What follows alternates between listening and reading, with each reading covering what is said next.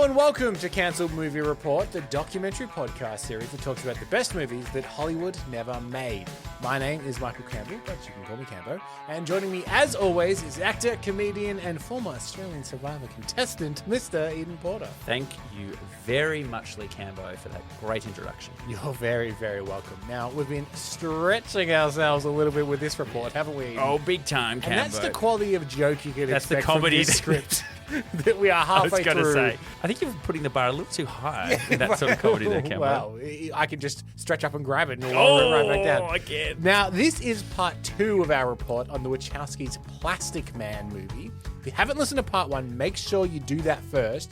But if you need a quick reminder, here's a little recap. ICURUS Argon. They describe him as having a decaying appearance. He wants this nanobot project. Susan highlights, look, we haven't figured out exactly what to do with the waste that the nanobot creates. Cut to O'Brien. He easily has gained entry into the Argon laboratories. And then Argon was there. Everyone was laughing as he stuck this big needle in my neck. But I hit the ground and I bounce. Jesus Christ, Susan, feel my skin, feel it. It feels like plastic. What has happened to you is nothing compared to what is going to happen to Calumet City if we don't hurry. Now we're back in the apartment and we're doing a bunch of stretchy tests. It sort of zooms in into the urine and we see the nanobot. Oh, he passed it. If you think I would ever give you the nanobot after this, you are deluding yourself. Dr. Nebelman can just cut it out of him. It's not even in me anymore. The car swerves wildly, and in the chaos, Susan tells O'Brien to get the nanobot. It's now a race to get the nanobot. Who's going to get to the jar of piss? Now, let's get back into the film. So now we have the hunt for the urine. And that's a great line to start off part 2 for. But before we go into the hunt for the urine, there are some... We've talked about how there's certain things in this that have shown up in other Wachowski films.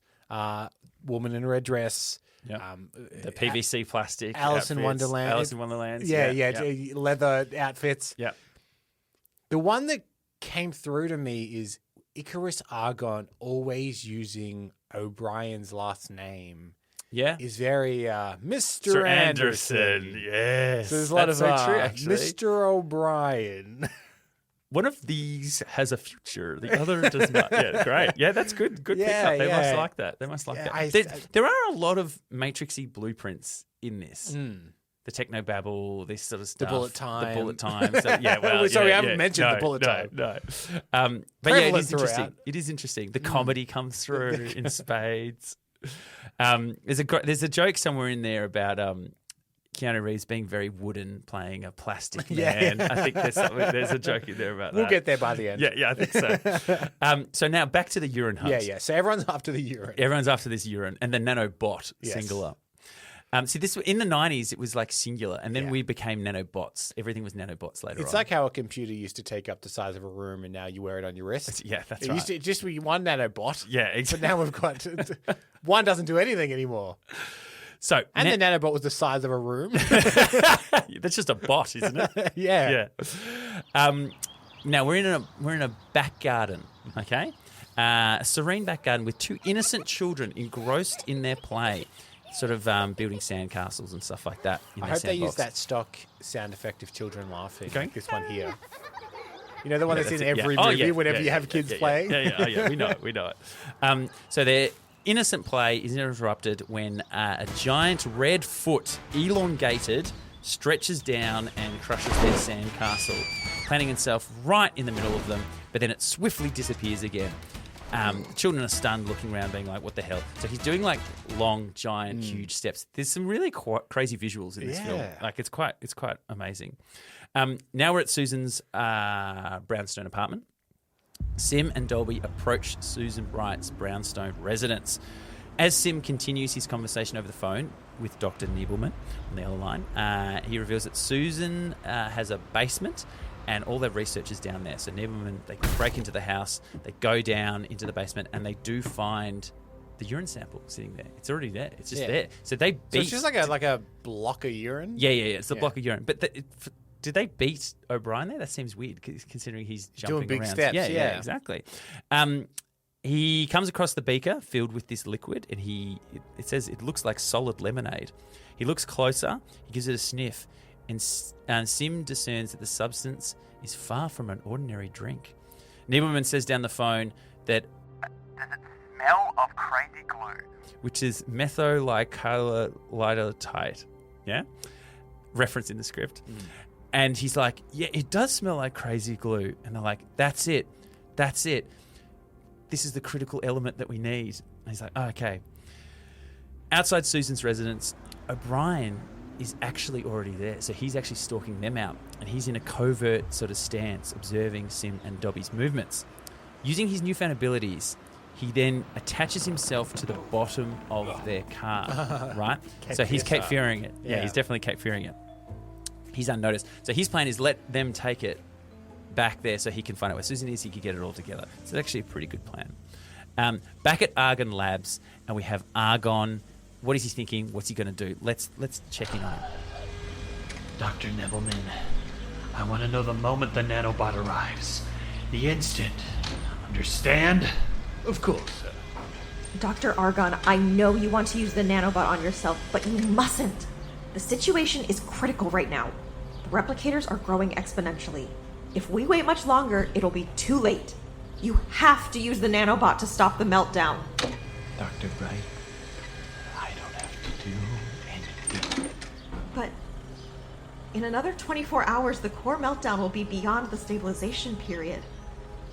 There will be no way to stop it.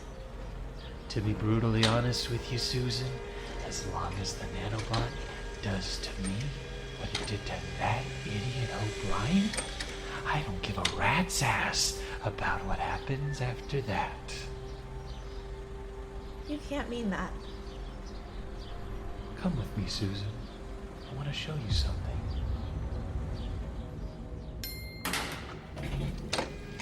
Something to drink, Dr. Bright? No, thank you. You'll forgive me, but all this excitement has left me extremely parched. Poppy?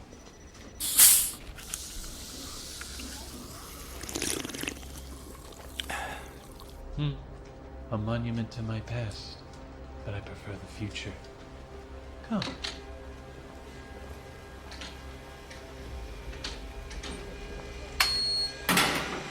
This is my garden.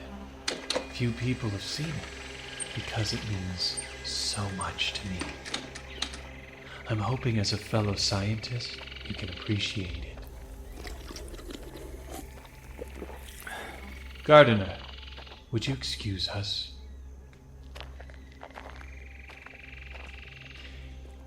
Every species, every organism is the only one of its kind, created through crossbreeding or chemical and radioactive mutation, as well as genetic manipulation. I spend more time here than anywhere else, nurturing them, treating them, because they all require very special care. Poppy calls them my children, and I suppose that's how I feel. That I gave birth to them all, and there's nothing as precious or as beautiful as one's own children. We will always love that which we create. Don't you agree, Susan? Does that mean Oppenheimer loved the atomic bomb? More than he would ever admit. His child changed the world. What could make a parent more proud than that? I brought you here, Dr. Bright, because I want you to understand that we are on the path. The only difference is you're walking with your head down, afraid to look up, to see where the path is going. I suppose you are going to tell me where it's going. I ask, what is the purpose of science? What is the point of our relentless exploration, investigation, and experimentation? Is it to understand a single physical phenomenon, or is it to understand them all? To cure one disease, or to cure every disease? If science is simply a means, then what then is the end? Look up. Look above you, Susan, and tell me, what do you see? Pollution? Do you know what I see?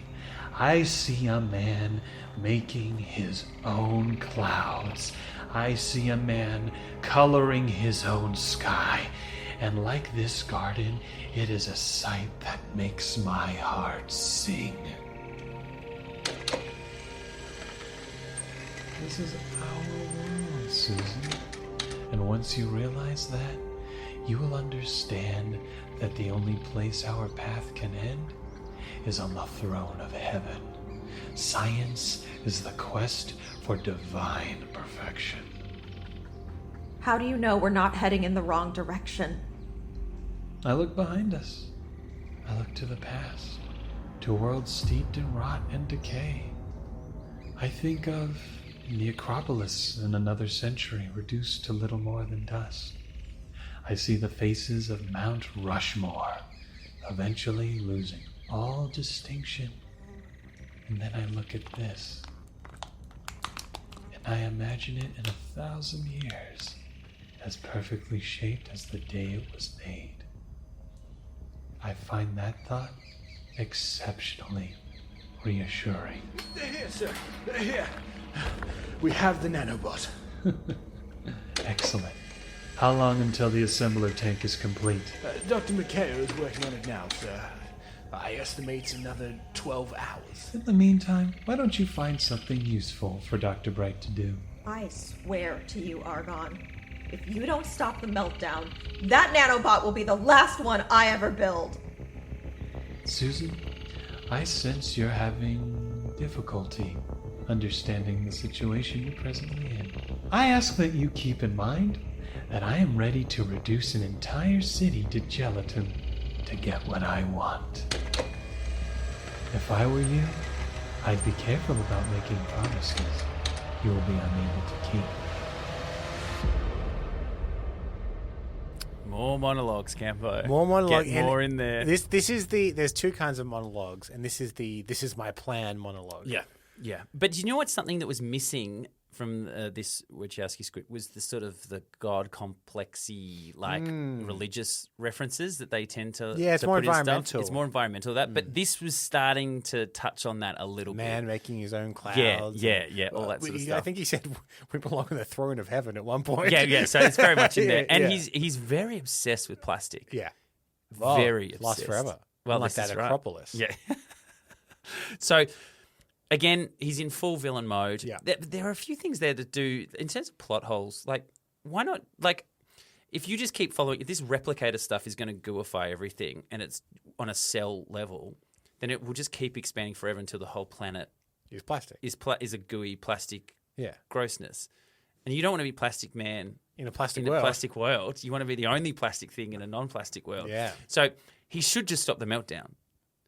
He should just get a nanobot, quickly stop the meltdown, and then, or get her to make a nanobot, Yeah. and then go, Yeah. okay, now we're going to use that one to stop this. What do you think? There's of no the- reason for him not to stop the meltdown. What do you think of the dialogue? I swear to God, if you don't stop that meltdown, that's the last nanobot I'll ever build for you. Yeah, I think it's good. I think it's strong. It's Cambo. good. It's subtle, It's subtle, which yeah. I like. You know, And it's sort of, like, what is she talking about? Yeah. Is it a metaphorical nanobot? No, it's a nanobot. and again, like we need to shout out our actors because they really commit to it. Oh, which I was sells going it. to say, like, some of these lines are difficult. Yeah, that's are Ben tricky. Wagner and Danielle Santos in that scene, and the fact that they actually deliver some of the ridiculous It sounds dialogue. great. It sounds It fantastic. does, yeah. Now, O'Brien has managed to sneakily sneak his way in outside the car. So he's not stepping on any rakes or anything hitting him in the face. He's got into Argon Labs. Cut to Susan. She's now locked in one of her labs, and she confronts Niebelman. She's saying to him, like, why are you doing this for Argon? This is insane. Like, he's obviously crazy. And she realizes how scared Niebelman is of Argon. And she sort of says, she asks Niebelman, you're afraid of Argon, aren't you? And he responds, who isn't? And she says, Danielle O'Brien. Cool. Very cool. Cut back to O'Brien as he stretches around searching for Susan. He calls out to her softly, and he hides as he hears the sound of Argon's electric wheelchair and the tapping of Poppy's stiletto heels walking towards him. Eavesdropping, he learns that they are discussing leveraging him to get the design from Susan. So, like, we'll get O'Brien, and then Susan will have to do what we say. O'Brien quickly hides, and he realizes he's in their room, so he has to look around. He goes, "Oh God, I've got to hide." And then we cut back to them walking in the room, and it's a completely red room made of plastic. Like, everything's red plastic in there. Poppy seeks reassurance from Argon about her significance in their life. She sort of says that she loves him so much, and she contrasts it with Susan's obvious feelings for O'Brien. Argon is momentarily distracted by two identical ottomans. I didn't have two ottomans before, did I? I thought I only had one red plastic ottoman. Poppy is like, "Don't worry about that. What about me?" She stands on the ottoman and she says, "Look, I've done everything you want. I love you so much." Argon's response is non-committal, and Poppy suggests that can she also go through the procedure so she can become plastic as well, and then they can live forever. Emotional Poppy then gets frustrated with Argon's lack of commitment with her, and they sort of both leave. Behind them, the ottoman He was the Ottoman? turns around. Oh, no, behind the ottoman was Mr. Plastic. that would have been funny. You get to a shot of the Ottoman, and then he just pops in from the side. You're like, exactly. he did have two Ottomans. No, so he didn't have two ottomans because O'Brien was one of the ottomans. And you know what? Poppy's heels were like in his back, and he was like, "Oh, that's really uncomfortable." And he sort of slides off into the bathroom, and he's hiding in there now. But as he's recovering from the pain, he then hears Poppy's footsteps coming towards the bathroom now. And this is unnecessarily, I feel, Cambo. Poppy starts to like unzip and undress like all the plastic off and everything like that. She's starting to walk towards the bathroom. And then he realizes, "Oh no, what am I going to do? There's nowhere to hide in the bathroom." So what do you think he does, Cambo, in the bathroom? The worst case scenario is that he turns himself into a toilet. Okay, but you're on the right track. Okay, so not a toilet. Not a toilet. He doesn't turn himself. He doesn't turn himself into a toilet. Oh, he hides in the toilet. He hides in the toilet and he flushes himself. So his little hand comes out and flushes himself down the toilet, and he goes down just as Poppy enters the room. Nude, I'm assuming. Yeah. Susan, back in Susan's room. She's anxious. She's holding a glass beaker. She's looking out the window. She's looking at the steel bars, and she's thinking, what can we do? Like, I'm trapped in here. How can I get out? But then suddenly, O'Brien pops out of a different toilet bowl, and it just happens to be the toilet bowl that's connected to Susan's room. What are the odds, Cambo? Slim to none. Slim to none. He pops out of the toilet, and he sees Susan there. Susan! Daniel, I don't believe it. You're here. Oh, thank God. You didn't think I could just leave you? I didn't know what was going to happen. I was just so worried something was going to happen to you. What could happen? I'm the plastic man, remember? Oh no. Argon, we have to stop him before he uses the nanobot. We have to get the nanobot. Where is it? Argon's private lab. Let's go. Wait.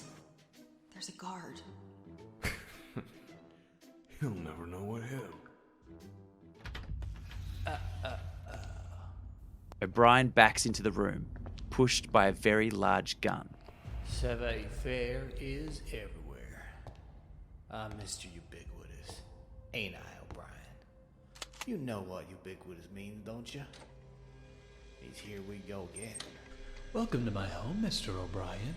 As you can see, we've been expecting you. This is wonderfully accommodating of you all. Now I won't have to come looking for you. You were looking for us? Yeah, I have something I've been meaning to give you. Yeah? And why might that be? An ass beating. Would you like yours first, Mr. Sim? Oh, just try. Come on, do something. Move anything, just twitch. Blink. I dare you. I double dare you. O'Brien's tongue lashes out like a frog's and grabs the gun. It's disgusting.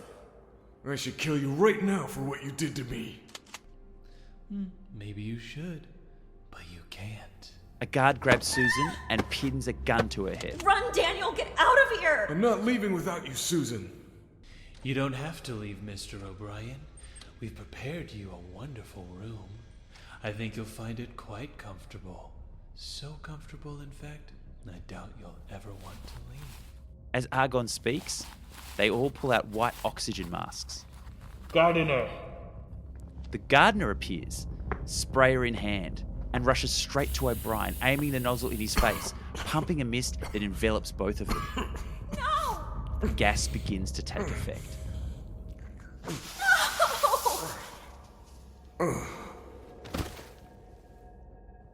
What are you gonna do to him?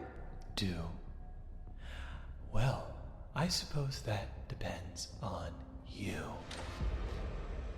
Ooh. So that's his weakness, I suppose, gas or breathing or something Yeah. like that, because he breathes it in, because everything else is going to bounce off him. Yeah, okay, so it needs to be respiratory. Yes, very good, very interesting. good. So now he wakes back up and he's in the conservatory, and a drugged O'Brien, he's in this confined sort of space, and there's gas being pumped in there, and he can barely breathe while he's in there. He tries to get into the gas tubes, but then he fills up with gas and it pops back out, and you can't get out of this little chamber, basically. yeah. So they've figured out a way to trap him. Okay. Back at Susan's laboratory, she's locked inside. There's bars around now, and she's got to come up with a way to help out O'Brien. And she comes up with a genius escape plan because she's a clever girl.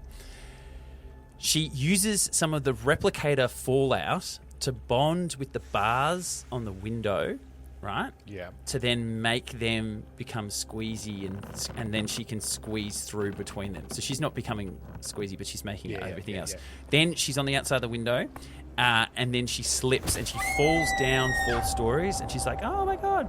And then she lands on the roof below, and that's become polymerized as well. So that's like a trampoline, and she bounces off that, and she's fine.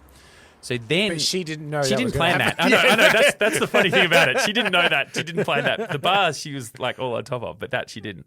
Then she navigates through the bizarre rubbery environment. Now everything's becoming polymerized in this building. It's like a big bouncy castle. It really is. It says every step she takes, she just sinks into the floor.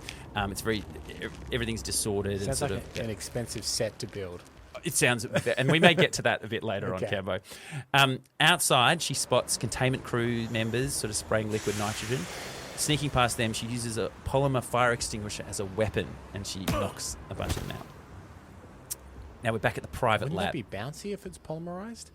Yeah. Like a normal fire extinguisher Would be work better. way better. Yeah. I think Otherwise, she's giving them the old boing. I think she went to use it, and it boing-oinged, and then it still knocked them out. It knocked them into something else because they're not polymerized, I guess. Yeah, I guess. The atmosphere is tense back in the private lab. Argon, he's eager to undergo this polymerization process. He's being prepared by Nebelman. Now, Nebelman, he says that the nanobotic fluid, he's got it in the needle, and he's like, "You sure you want to do this?" Argon gets helped into the tank, takes off his clothes. They inject him. They close the tank. They hear a roar from inside. Argon sort of flailing about, and they're like, something's happening in there. Nebelman unscrews the tank and steps back, and Argon rises to his feet. They all witness a transformed Argon, now with a muscular physique and a rubbery texture. Argon, he's ecstatic. He celebrates this new state. He sort of stands up, touting himself, marveling at his own flesh. He interacts with Poppy. She's like kisses him and everything. Everything's going great for him at the moment. He's loving it. Nebelman, meanwhile, cuts a bit of Argon's hair, rubbery hair off. He puts it in his pocket. Okay. Argon shouts, "This is great." Now, this is a line. This is a line for the ages, Cambo. Argon, he looks to the heaven and he shouts, It's fantastic to be plastic.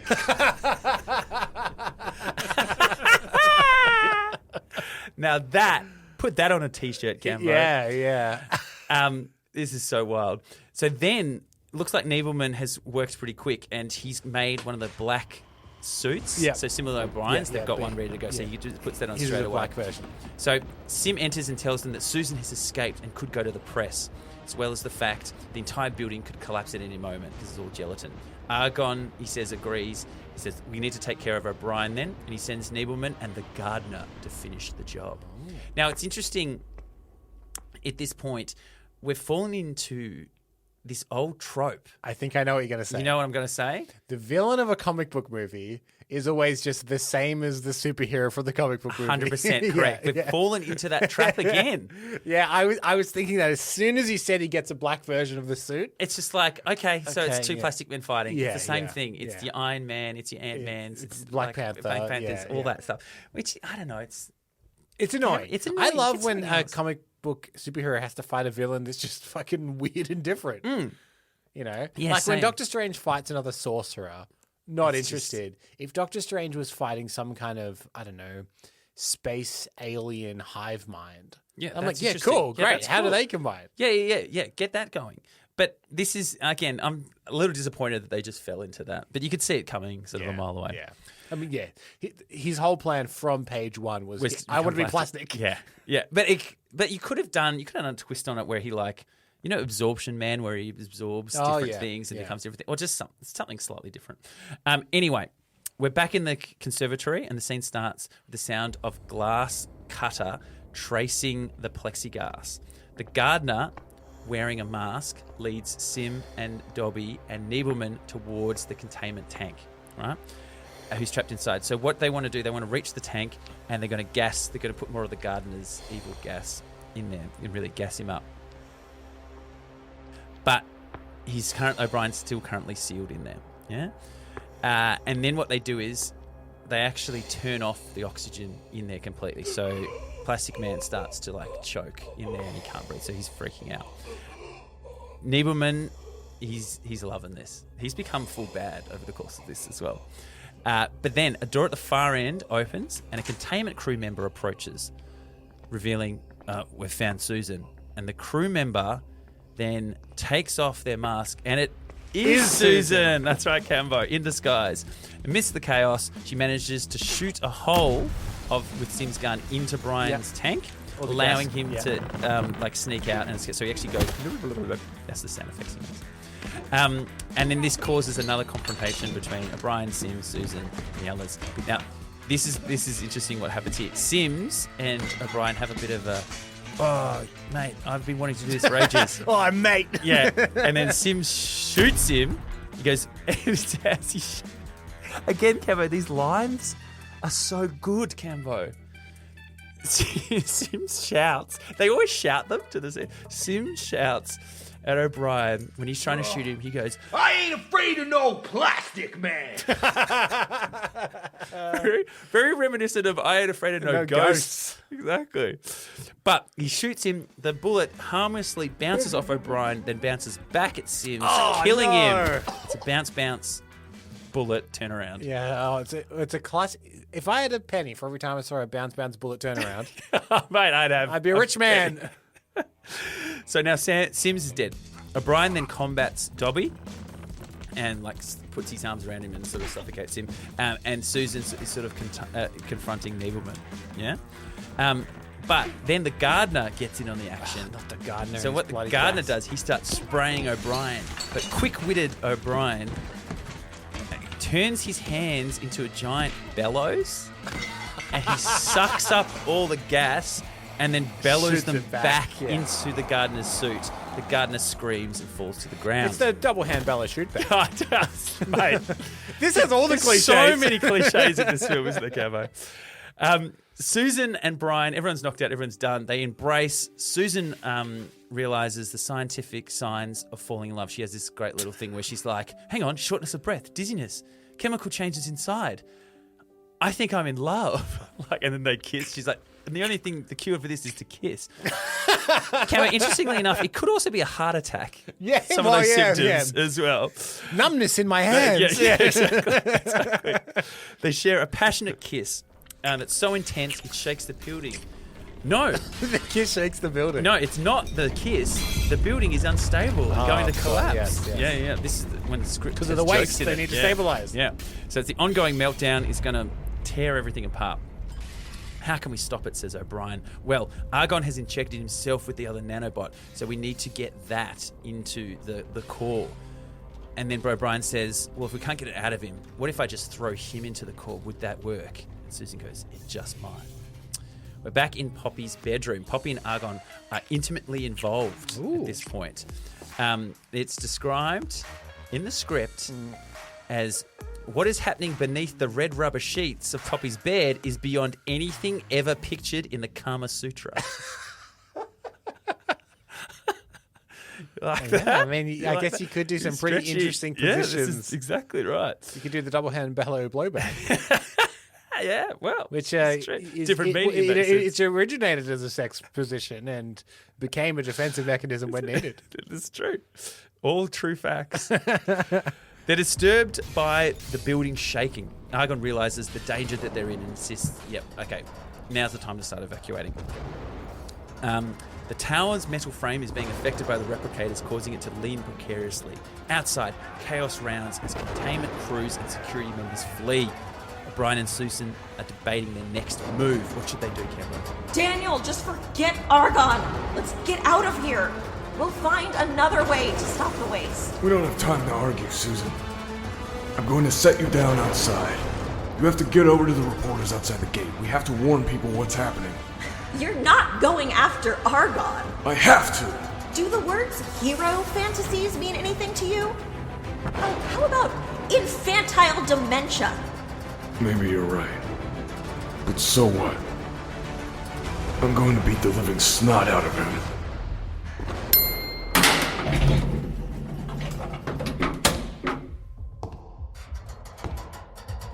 How apropos. Ain't it? As you can see, I'm a new man, just like you. Oh no. You're not like me. In fact, I'm betting you're the same greedy, remorseless, egomaniacal bad guy you always were. It remains to be seen who is the good guy and who is the bad guy. History is written by the victor. The only history I'm gonna write is your obituary. Yeah, big punch up, big rubbery punch up. Now, this is a big rubbery punch-up, Camber. This is their big final boss fight. They're using all the rubbery abilities that we've come to know and Big love. fists? Big fists. They turn them into all these different weapons and stuff like that. It's all going crazy. They fight so hard, Cambo, that they fly out the window and they go crashing down to the concrete below. Reporters breaking through the fence, they're seeing what's going on, they're crazy, taking photos and everything. O'Brien and Argon, as they plummet down, they're still fighting mid-air combat. They hit the ground, they bounce off the ground. The reporters are Like in The Matrix. Yeah, exactly. Very good, Cambo. Everyone's like, oh my God, what's happening? Then Susan pops into the room with Poppy. Susan confronts Poppy, who in turn produces a razor knife from her bag, and they start having their own little fight. This is like the time, when the boys fight, and then the girls go and have their own. And are they fight. making her fight in like a tight rubber dress? Yeah, she's never seen without it on. Except for that one time when she went to the toilet. Yeah, exactly. Now we're back on the ground. O'Brien and Argon are in furious combat. Yeah. Argon realizes that O'Brien's strategy is to move the fight closer to the main lab to try and get Argon into the meltdown, so he figures out what's going on. O'Brien ultimately lands a powerful punch on Argon's face, like really powerful. Battle between Poppy and this is cutting between both of them. Poppy and Susan intensifies. Poppy slashes at Susan, pushing her into a corner. In defense, Susan uses a statue of ICURUS Argon to fend off Poppy, so it breaks his arm off and then starts slapping Poppy with his own arm. However, an unexpected tilt in the building throws Susan off balance, so the whole building suddenly collapses. Argon Tower is compromised, it's all coming apart. The replicators continue to weaken his frame. O'Brien, filled with rage, relentlessly attacks Argon, delivering a barrage of punches. Now, his fists at this point turn into jackhammers, turn to wrecking balls, and they say they turn into a missile. I don't know, but it can't come off shoot. him. It can't explode, so I don't know what that means. He's like, oh, missile, better be careful. Yeah, it's just a pointy stick. Yeah. Argon becomes increasingly weakened, and O'Brien then delivers a final knockout blow. So he doesn't really do anything that clever. Yeah, he just just snot beats out of the it. snot out He of did it. say he was going to beat the snot out of it. And he did. And he did. And he did. He's a man of his word. Or is it a polymer juice coming out of it? Or is it snot? Probably, we don't know. That could be where the nanobot came out. Yeah, that's right. Poppy regains the upper hand, delivering a sharp kick to Susan's face as the building continues to tumble. Poppy makes her way onto a rooftop where there's a helicopter. O'Brien, realizing the urgency, everything's falling apart, he carries the unconscious Argon towards the main lab. Poppy reaches for the helicopter. She gets on board on the roof. O'Brien, with Argon in tow, climbs the stairs. Unexpectedly, though, Argon regains consciousness and attacks O'Brien. So that's like the killer has one last. That's the classic, Yeah, the classic, yeah. And he starts choking O'Brien with his crazy limbs. Susan then sort of gets out. She reaches for the rooftop and attempts to access the helicopter as well. And as she does, the tower instability causes the helicopter... I don't know how a helicopter can lose balance. It just starts crashing. Poppy's trapped inside by Susan's sort of clinging onto the railing at the side of the building. O'Brien's strength wanes as Argon's grip tightens. However, spotting a tank of liquid nitrogen, so this is very Terminator 2, I feel, O'Brien manages to freeze Argon's arm, releasing himself from the chokehold. In a last-ditch effort to stop Argon's plan, O'Brien freezes Argon completely and then throws him into a pool of the glowing goo. Argon gets one single finger sort of free that's sort of still holding up as he's stretching down further and further. Thumbs up. Yeah, oh, no, not quite.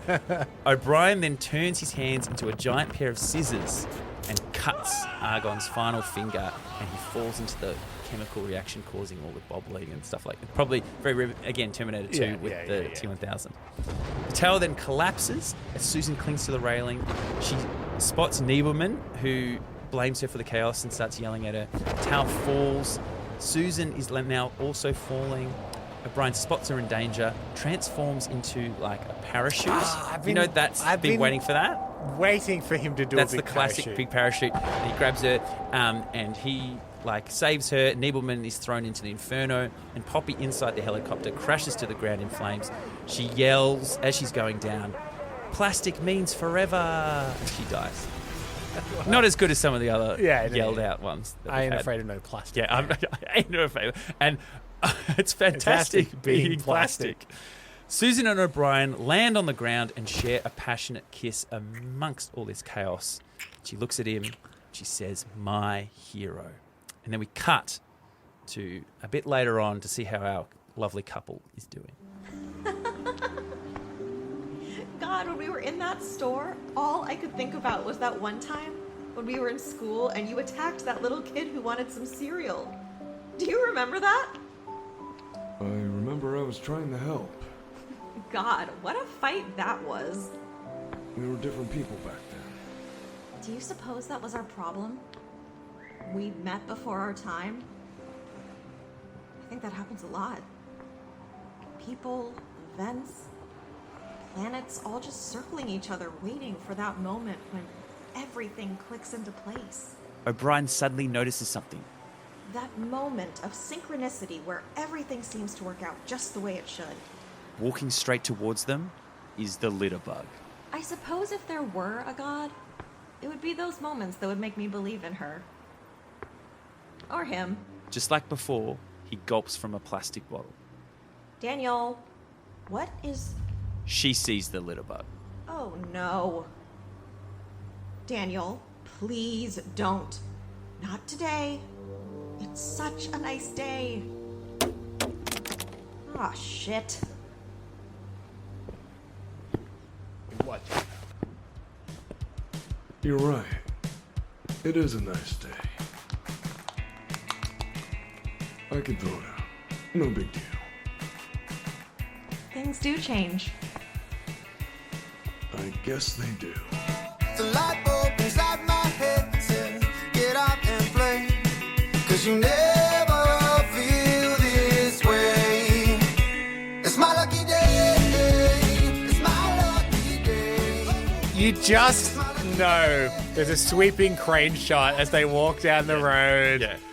Hills of San Francisco, wherever they are, whatever their equivalent is. So good. And do you know, this could be one of the first mid-credit scenes.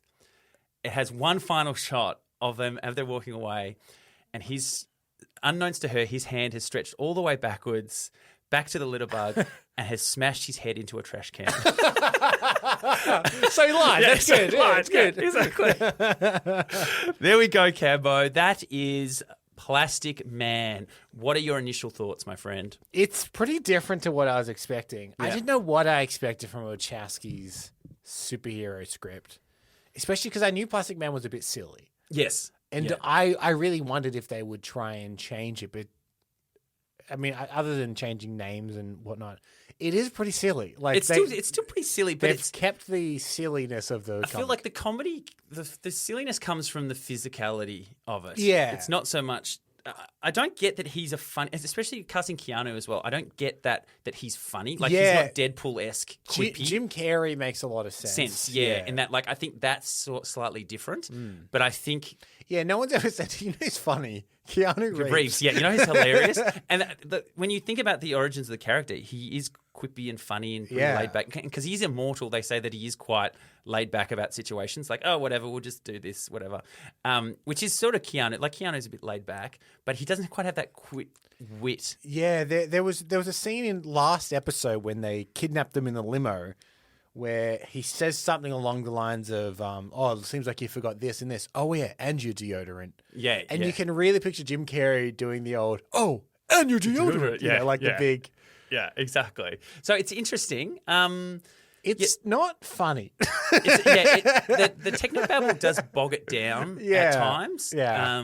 But again, we always say that, like, a lot of this... the jokes are like he flushes himself down a toilet. And the jokes are pretty bad. Yeah. And some of the shouting out lines was fantastic being plastic. I mean, that's good. Obviously, that's great. Gold. Absolute plastic gold. Yeah, I don't know. Do you think this is better than the Jack Black Green Lantern? Yes. Yeah. I agree. That was, but it does feel related. Yeah, it does feel like it's in the same universe. Yeah, which is like, I guess the mid-90s and then eventually the early 2000s, which is, they didn't know what they were doing with comic book movies. Imagine if this did get picked up and then they were given the keys to the DC and Warner relationship. And that was just like a comedic universe. Yeah, very different world. Yeah. Very different. So we always talk about what happened, Cambo. Yeah. So, look, not a lot of information on how... There's a few things that stand out, right? So first of all, this 90s script, like when it was in the 90s, before the Wachowskis were known, no one knew them. No one really knew Plastic Man. There wasn't a lot of like hype for it. People were like, I don't really know this, and it sounds really like hard to film. Yeah. Like a lot of this stuff seems really hard to film. Like I know Stan Winston is regarded as like the man who can make anything happen. Yeah, but if you went to him, it's like we need to stretch Keanu Reeves out. I don't know. In the 90s. Yeah. So that's going to be hard. Now, obviously, 13 years later in 2008, when they refound the script, there's more of a possibility CGI is in a better spot. But still, like that set, the Argon Labs completely becoming gelatin. And like there's some crazy set pieces in that regard. And one of the fears when that came around was that this budget is going to blow up and this budget is going to put us out of business before we even start. They need to stabilize the budget before it polymerized into... with a replicator. So I think the other thing was it's not recognizable, so you can't do a huge... not big enough This was character. at a time when you couldn't do a huge tentpole based on something that no one had ever heard of. Do you know, I think the exact year that changed is 2014 with Guardians of the Galaxy. I was going to say, I think it's Guardians as well. Now, pre-production, actually, in 2008, it actually started in Australia. That would make sense around that time, yeah. Yeah, so it actually started and then it was stalled and it never sort of went in there. So the main fear was the budget was going to explode. Then what happened was the DCEU really then started to take over in terms of... If they came back to it 2008... Yeah. The Dark Knight would have released that year and they would have gone, damn. This is pretty different to what we were planning. Exactly. And people like this quite a lot. So then what happened in 2013, Keanu was out. Yeah. And David Tennant was actually looked at playing it in this more DCEU version, like actually in the Justice League, in this sort of Snydery-verse where that was moving. But a very different, not quippy sort of character with David Dour Tennant. and But depressed. he had actually signed, there had actually been Really? some things that he had signed saying, look, I'm on board. Now, more recently, I'm not whether you've heard this, but Ben Schwartz has been pitching this. Yeah, great choice. Great choice. But he is super high on Plastic Man. Like, he's loving it. And I think there's a little YouTube clip of him actually pitching what his thoughts of it were. Cool. It is by far the superhero I want to be more than anything else, but I feel like it almost feels like the guy that like wears like the band's t-shirt for the band. Like I'm now it's like this. Like, So when I watched Deadpool for the Marvel Universe, I thought Plastic Man could be that for the DC Universe. And what I think is fun is that Plastic Man is a thief. Eel O'Brien is a thief, right? He even gets his superpowers while he's, around his bad guys, whatever. And they ditch him, which is also in the original one, which is also something interesting to think at. That even that group of people who are assholes don't like him. But I thought the fun of this character would be he gets powers, but he doesn't stop being a thief. And the course of the movie is people he has to finally be convinced to use his powers for good. So he's got he's pitching it as like he's the Deadpool of the DC. Yeah. Make it fun, make it crazy. He's still a baddie, but then he learns over this course of the film to use his powers for good and stuff like that. I mean, we're now running the DC universe is James Gunn, and James Gunn loves a weird, obscure character. Yeah, and I think Ben Schwartz I think he would play into that. Oh, yeah. He's That a great lot. casting. Like, I can imagine him in a lot of the scenes from this script. Yeah, As I know. being a real, So that I think there's still hope that Yeah. at one point we will get a Plastic Man movie. Yeah. Not this one. Not this one. Definitely not this one. So Cambo, we always ask the question. Yeah. Would you want wanna to see this film? movie? I think it depends on which version. I'm actually more interested in the 90s version. Yeah? With all the limitations of 90s technology. How would you I do think it? would be like a real cult classic. In 2008, when they came back to it, that's when you're getting your like Green Lanterns and you're getting your really homogenous. It feels a bit Green Lantern-y at Yeah. points, like with what you can imagine what the CGI would be. they're kind of like homogenous, kind of characterless movies. Yeah. So I would want to see the original version, which obviously they would not have had the cachet to direct. Yes, at the time. But I want to know what the 90s version of this is. That's interesting, and because when you reference Green Lantern as well, like he has the constructs that he makes out of the green, and I imagine that being a little bit in this. Like once he gets his powers, he starts to really make stuff and do stuff with it. So I think it could have ended up very similar to the Green Lantern film that we got with Ryan Reynolds, which is unfortunate. Could you imagine a universe, and maybe we'll leave it on this, in which this is made and takes off, and then Keanu has to do sequels, and then we never get John Wick? Oh, Cambo. Now that truly would be the darkest timeline, my friend. Well, we have come to the end of our cancelled movie report on the Wachowskis' Plastic Man. We hope you've enjoyed this episode, and we would love it for you to subscribe, be it on Apple Podcasts, Spotify, YouTube, wherever you like to listen. That really helps us get discovered in the charts. It would also be amazing if you like the show, leave us a 5-star rating, or most importantly of all, tell a friend. We're completely independent here at Cancelled Movie Report, so your support means the world to us. And if you want to support us even more than that, come join us over on Patreon. We've got a bunch of bonus podcasts up there, and it's a lot of fun. We'd love to hear from you. You can always get in touch with us via cancelledmovies@gmail.com or @cancelledmovies on all the socials. And if there's a cancelled movie project you've always wanted to hear about, why not let us know? You can fill out a form in the episode description alerting us to a project, and we may just give it the Cancelled Movie Report treatment. That is how we started covering this project. We need to thank our amazing voice cast, which included Erik Ruof was Danielle O'Brien, Danielle Santos was Heather, Ben Wagner was ICURUS Argon, with some additional voices from me. My name is Michael Campbell. I've hosted and edited this episode, and Eden Porter was my co-host too. Thank you very much for having me, Cambo. And we both produced the show. Next week, we start our last report for the season, and it's one that's been requested a lot.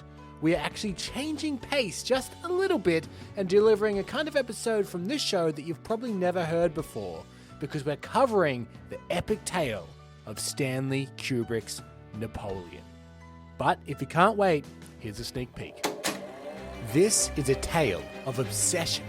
He describes these battle scenes as ballets, as violent ballets. A tale of studio politics. Yeah, he probably was relieved because she would have been half the budget. A tale that includes government contracts for a different nation's army. We have received bids from Romania to provide up to a maximum of 30,000 troops. Specially designed lenses, originally designed for use in outer space. This lens is not, no way, you can put it on a movie camera. I told Stanley this, and Stanley was not a man who takes no for an answer. An salt mine in Hutchinson, Kansas. This is the story of Stanley Kubrick's Napoleon. But until then, take care.